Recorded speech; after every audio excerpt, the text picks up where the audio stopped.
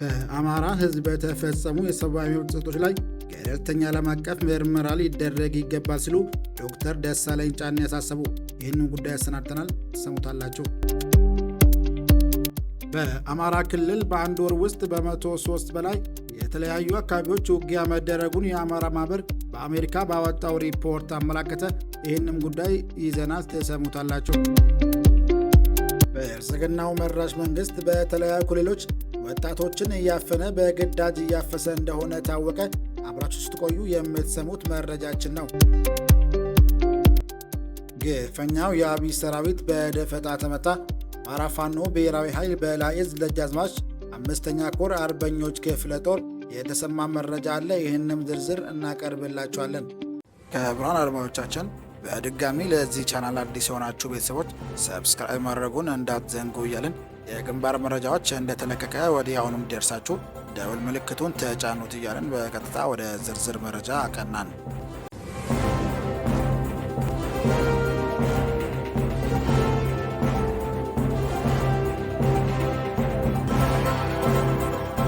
በአማራ ሕዝብ በተፈጸሙ የሰብአዊ ጥሰቶች ላይ ገለልተኛ ዓለም አቀፍ ምርመራ ሊደረግ ይገባል ሲሉ ዶክተር ደሳለኝ ጫኔ ያሳሰቡ። ዶክተር ደሳለኝ ጫኔ በቢቢሲ የቀረበውን ዘገባ በተመለከተ በሰጡት አስተያየት ሪፖርቱም በአማራ ሕዝብ ላይ በአሁኑ ወቅት እያጋጠመ ያለው ከፍተኛ ስቃይ የሚያረጋግጥ መሆኑን ገልጸዋል። በአረመኔው አብይ አህመድ ጡት ቆራጮች ኃይሎችና በፋኖ መካከል ግጭቱ ከተከሰተ ወዲህ ይህ ቀውስ እየተባባሰ መሄዱን የጠቀሱት ዶክተር ደሳለኝ በሰላማዊ ሰዎች ሞት፣ ስቃይና መፈናቀል አገሪቱን እየተጎዳች መሆኑን አስረድተዋል። በተራዘመው የእርስ በእርስ ጦርነት ንጹሐን አማሮች የጅምላ ተጠቂ ሲሆኑ ዝም ብሎ መመልከት እንደማይገባ ያሳስቡት ዶክተር ደሳለኝ ጨምረውም እንደ ሕዝብ ተወካይነቴ ሁሉም ተፋላሚ አካላት በአስቸኳይ ግጭቱን እንዲያቆሙ ጥሪ ያቀርባለሁ ብሏል። እንዲሁም በክልል ውስጥ ለተፈጸሙት የሰብአዊ መብት ጥሰቶች በሙሉ በአስቸኳይ ገለልተኛ ዓለም አቀፍ ምርመራ ተደርጎ አጥፊዎች ተጠያቂ እንዲሆኑም አሳስቧል። ዶክተር ደሳለኝ በመልእክታቸው ማጠቃለያም ዘላቂ ሰላም የሚመጣው የአማራን ሕዝብ ሕጋዊ ጥያቄዎች እውቅና በመስጠት ተአማኒነት ያለው የፖለቲካ ውይይት መደረግ ነው ሲሉ ሲሆን የአማራ ሕዝብ ሰላምና ደህንነት የማረጋገጥ ሕጋዊ መንግስት መብት እንዳለውም ገልጸዋል። የማቀርባቸው ጥያቄዎችም ዛሬም በጨለምተኝነት እንደማይወሰዱ ተስፋ አረጋለሁ። መሬት ላይ ያሉ ተጨባጭ የህዝቡን ጥያቄዎች ማቅረብ ፕራግማቲዝም እንጂ ጨለምተኝነት ሊሆን አይችልም። በግል ፐርሰናል ህይወቴም ቢሆን በፖለቲካ ኤክስፒሪየንስ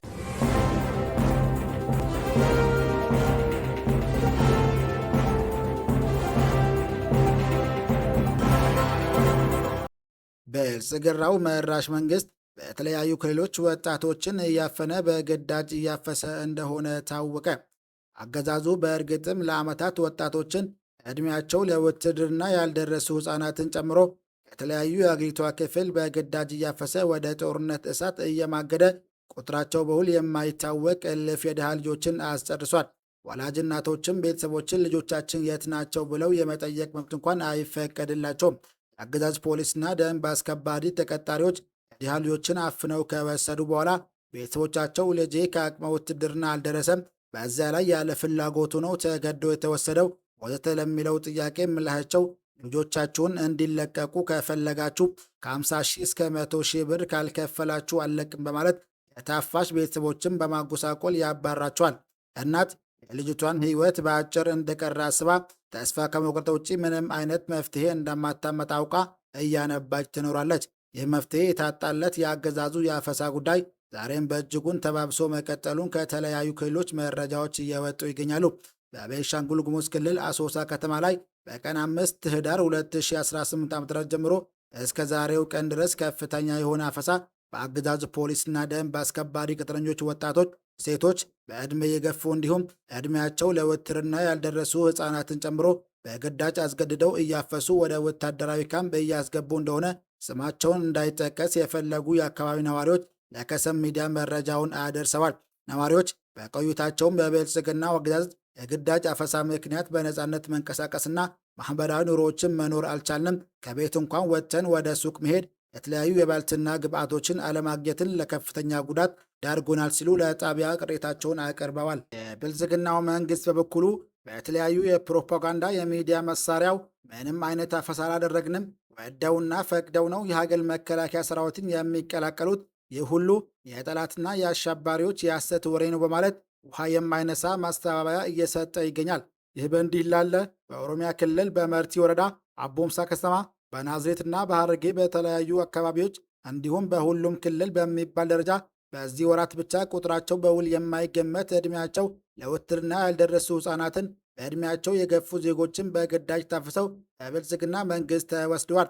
በአርሲ ዞን መርቲ ወረዳ አቦምሳ ከተማ ዛሬ ማለትም በቀን 11 ህዳር 2018 ዓ.ም በአገዛዙ በፖሊስና በደንብ አስከባሪ አባላት በየመንገዱ የሚንቀሳቀሱ ዜጎች በግዳጅ እያፈነ እየፈሱ ወደ ወታደር ካምፕ በማጎሪያ መጋዘን እየወሰዱ እንደሚገኙ አንድ የከተማው ነዋሪ የሆኑ ግለሰብ አብዮታቸውን ለከሰም ሚዲያ ተናግረዋል።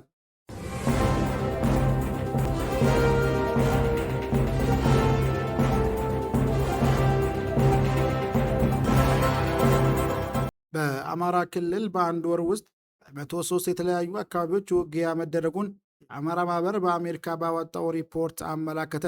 ማህበሩ እንደገለጸው በዚህ ሪፖርት ውስጥ የተካተተው ከመስከረም 21 ቀን 2018 እስከ ጥቅምት 21 ቀን 2018 የተደረገውን ጦርነት የሚመለከት ነው። እነዚህ ጊዜያት 103 የተለያዩ ወረዳዎች ወይም ከተማ አስተዳደሮች ውጊያዎችና የሰብአዊ መብት ጥሰቶች መከናወናቸውን አስታውቋል። የተካሄዱ ውጊያዎች ከፍተኛ ጉዳት ያስተናገደው ደቡብ ጎንደር መሆኑን የጠቀሰው ሪፖርቱ በቀጣይነት አዊ ከዚያም ሰሜን ወሎ መሆኑን አስረድተዋል። በአማራ ክልል እየተካሄደ ያለው ጦርነት መንግስት ግጭት የሚለው ከ2 ዓመታት በላይ የዘለቀ ሲሆን በክልል ህዝብ ላይ ሰብአዊና ኢኮኖሚያዊ ጉዳቱን እያስከተለ ይገኛል ብሏል።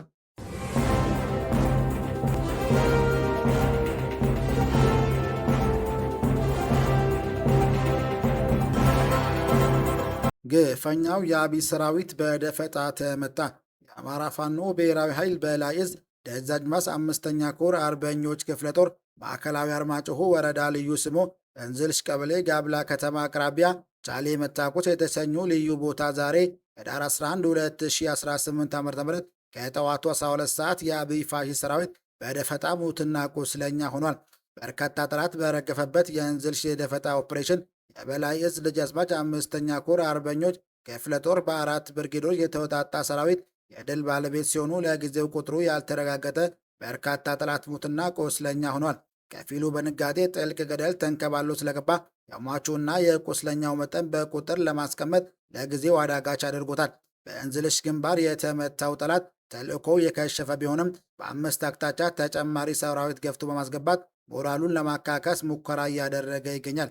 በማዕከላዊ አርማጭሆ ወረዳ ከማሰሮ ደንብ ከተማ ውጪ በደጃዝማች ኮር ተጠርጎ ሸሽቶ የቆየ መሆኑ የሚታወስ ነው።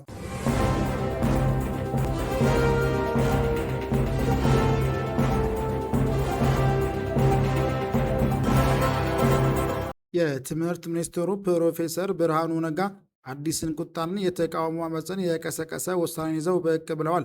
ውሳኔውን ተከትሎ በተለያዩ ዩኒቨርሲቲ የሚገኙ ተማሪዎች እኛ በጉዳይ ላይ ሳንመክርበት ፈቃደኝነታችን ሳይጠየቅ በትምህርት ቆይታችን ላይ 1 ዓመት መጨመሩ ተገቢ አይደለም ሲሉ የተቃውሞና የምሬት ድምፃቸውን አሰምተዋል። በጉዳዩ ላይ አስተያየት የሰጡት ሰዎች ለትምህርት ስርዓቱ መውደቅ ተጠያቂው ፕሮፌሰር ብርሃኑ ነጋ ስለሆነ ሰውየው ሕሊና ቢኖራቸው ኖሮ ለውድቀታቸው ስልጣናቸውን መልቀቅ ነበረባቸው ሲሉ ይሞግታሉ። ለዛሬ ሊደርሳችሁ ይገባል ብለን የመራረጥንላችሁ መረጃዎች ይህን ይመስል ነበር። በሌላ ዜና ፈጣሪ እንዲያገናኘን እየጸለይን መልካም ጊዜ እንመኝላችኋለን።